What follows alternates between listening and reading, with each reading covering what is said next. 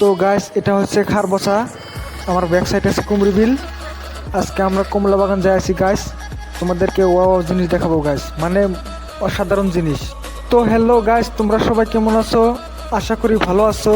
তোমরা সবাই ভিডিও দেখো নতুন নতুন, আর এই চ্যানেলটিকে সাবস্ক্রাইব করো। তো বন্ধুরা, এখানে একটা বিরাট বড় ব্রিজ পেয়ে গেলাম। এই ব্রিজের নাম হচ্ছে নরনারায়ণ সেতু।